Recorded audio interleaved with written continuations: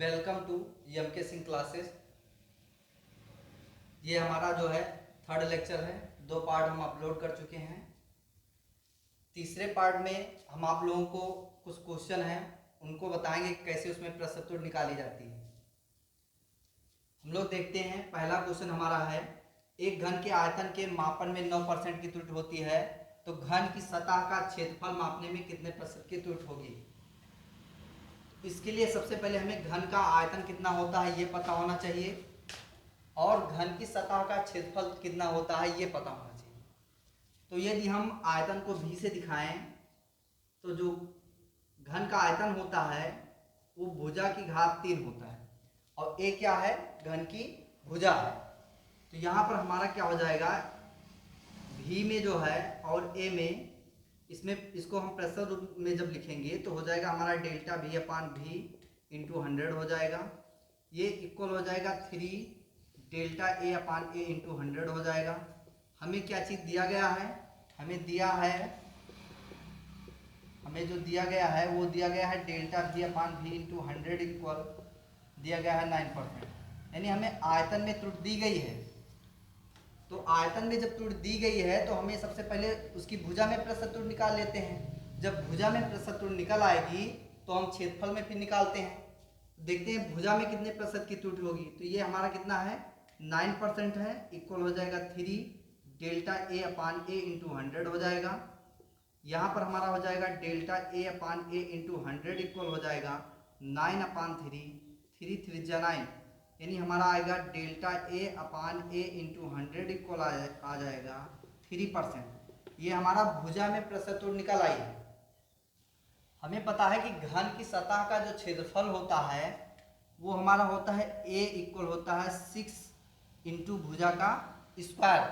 हमने बताया था कि जब प्रतिशत त्रुटि निकालते हैं तो जो कांस्टेंट आता है उसको छोड़ देते हैं, क्योंकि कांस्टेंट में प्रतिशत त्रुटि नहीं निकलता, क्योंकि जो त्रुटि आती है मापन में वो जो वेरिएबल्स होते हैं, जो तुम्हारे चर होते हैं, उसी में आता है। तो यहाँ पर हम कांस्टेंट को छोड़कर प्रतिशत रूप में लिखेंगे, तो इसको छोड़ देंगे तो क्षेत्रफल में जो प्रतिशत त्रुटि होगी delta A upon A into 100 equal हो जाएगा।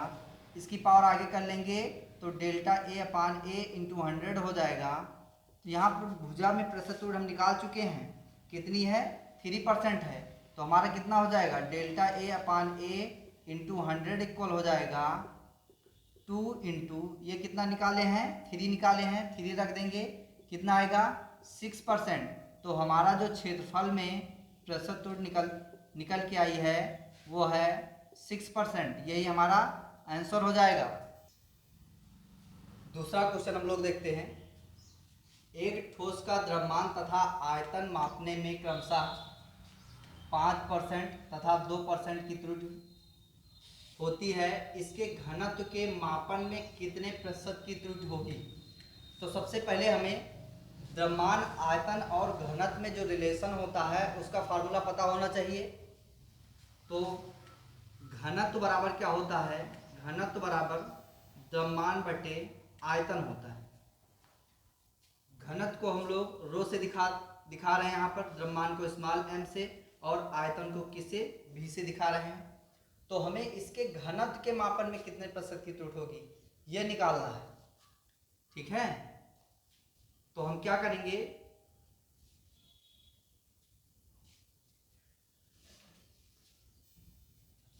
तो यहाँ इसके घनत्व के मापन में अधिकतम कितने प्रतिशत की त्रुटि होगी ये निकालना है। तो इसको हम लिखते हैं डेल्टा रो अपान रो इंटू, अधिकतम की बात कर रहा है तो यहाँ कर देंगे मैक्स इंटू 100 इक्वल क्या हो जाएगा, यम है इसकी पावर 1 है तो डेल्टा यम अपान यम इंटू 100। अभी पावर इसकी कुछ होती तो उसको आगे लिख देते, फिर प्लस भी है तो इसको हम डेल्टा भी अपान भी इंटू 100 लिखेंगे। हमें क्या दिया गया है, द्रव्यमान में और आयतन में दिया क्या गया है, हमें द्रव्यमान में प्रतिशत त्रुटि कितना दिया गया है, यानी डेल्टा यम अपान यम इंटू 100 दिया गया है 5%, और इसके बाद आयतन में दिया गया है यानी डेल्टा भी अपान भी इंटू 100 इक्वल दिया गया है 2%।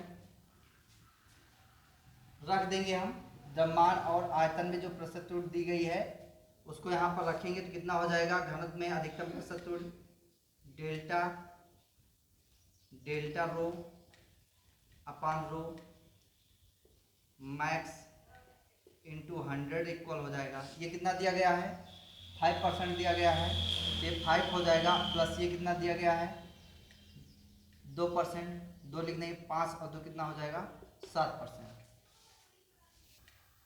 तो ये हमारा जो है, ये हमारा जो आंसर हो जाएगा इसका 7% हो जाएगा। देखिए तीसरा क्वेश्चन हम लोग देखते हैं।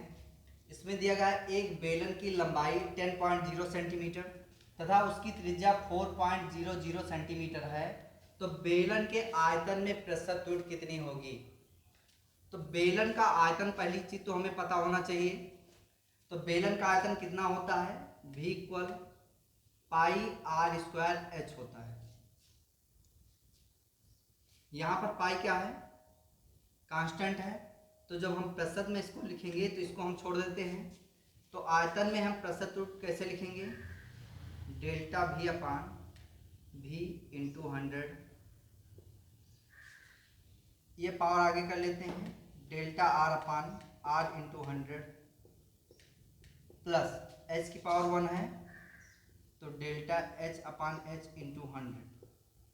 अब हमें दिया क्या गया है, क्योंकि हमें प्रतिशत में नहीं दिया गया है, ये प्रतिशत में दिया गया होता तो हम डायरेक्ट यहाँ पर रख देते, लेकिन ये प्रतिशत में नहीं दिया गया है। यहाँ पर त्रिज्या दी गई है R इक्वल दी गई है 4.00 सेंटीमीटर, और यहाँ पर देखिए इसकी जो लंबाई है या ऊंचाई है वो दी गई है H इक्वल 10.0 सेंटीमीटर। हमने आप लोगों को बताया था जब R दिया हो, डेल्टा R निकालना हो, तो उसके लिए हम लोग क्या करेंगे, लास्ट जो डिजिट होता है वहाँ पर 1 कर देते हैं, बाकी सबको 0 कर देते हैं।